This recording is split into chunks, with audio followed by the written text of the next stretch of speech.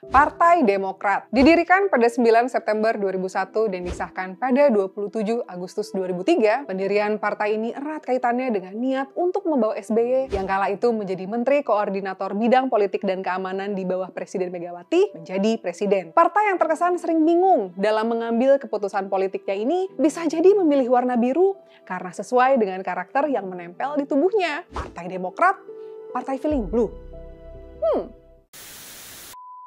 Welcome to All In with me, Olin. To be honest, alasan gue bicara tentang Partai Demokrat ini semata-mata karena analisa pribadi yang didukung dari banyak sumber yang berseliweran di jagat internet ya. Gue inget banget, pas zaman gue kuliah di tahun 2002 tuh, SBY melangkah masuk bursa capres. Gue salah satu pendukungnya loh, dan so happy waktu ternyata beliau menang dan dilantik jadi Presiden Republik Indonesia yang ke-6 untuk masa periode 2004 hingga 2009. Ya lalu lanjut ya, but itu nggak akan kita bahas di sini. Kita akan bahas yang relate sama judulnya ya. Mengutip situs resmi Partai Demokrat, sejarah pembentukan dan berdirinya Partai Demokrat dilandasi atas inisiatif SBY yang terilhami dari kekalahannya pada pemilihan calon wakil presiden dalam sidang MPR tahun 2001. Dari situ, kita bisa menilai bahwa rasa galau menyelimuti benak SBY dan orang-orang di sekitarnya, sehingga mungkin merasa terpanggil untuk memikirkan bagaimana agar SBY tidak di-planning untuk jadi wakil presiden saja, tapi langsung menjadi Presiden Republik Indonesia. Which was good,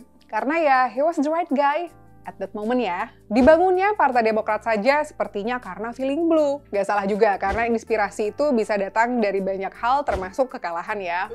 Tapi somehow itu juga seakan-akan yang menjadi landasan untuk membuat sebuah keputusan. Gue pernah bahas juga di beberapa saat lalu tentang fungsi partai dan lain-lain ya. Dan kalau menilai dari fungsi dan visinya, jadi berkesan ini erat kaitannya dengan ego untuk balas dendam, pembuktian, dan bukan untuk mewakili aspirasi rakyat lagi. Well, I could be very wrong, tapi kalau benar adanya, catatan penting ini harus jadi hal yang harus diperbaiki di dalam tubuh Partai Demokrat kalau masih perlu kepercayaan dari rakyat Indonesia. Terlebih, dengan adanya nama-nama dari kader Partai Demokrat yang sudah dihukum karena kasus korupsi, seperti Andi Malarangeng, Anas Urbaningrum, Hartati Mudaya, Jero Wacik, Muhammad Nazarudin, dan Angelina Sondakh juga yang lain-lain ya, membuat Partai Demokrat harus semakin membuktikan bahwa keberadaan AHY bukanlah sekedar cerminan rasa galau SBY dan orang-orang di sekitarnya ya. Melihat pemilu presiden di tahun 2014, Partai Demokrat seperti tidak yakin dengan poros yang direncanakan. Pada saat itu, juru bicara Partai Demokrat Ruhut Sitompul menyatakan, partainya tak mau tergesa-gesa mengambil sikap terkait koalisi.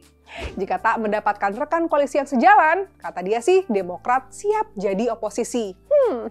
Ngeles kayak bajai kah?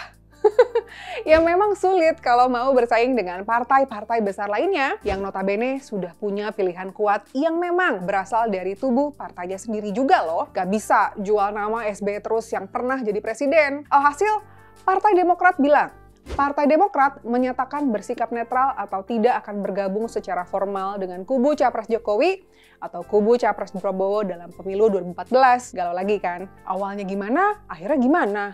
Belum lagi, sejumlah pemberitaan menyebutkan Partai Demokrat dan Partai Golkar sempat berencana membangun poros baru dengan mengajukan pasangan Capres dan Cawapres yang baru, tapi ya rencana ini batal dilaksanakan. Karena kedua partai ini menyimpulkan sulit menemukan sosok yang mampu mengalahkan figur Jokowi dan Prabowo dalam rentang waktu yang pendek. Keputusan galau juga nggak tuh? Galau karena tahu kemungkinan kalahnya besar.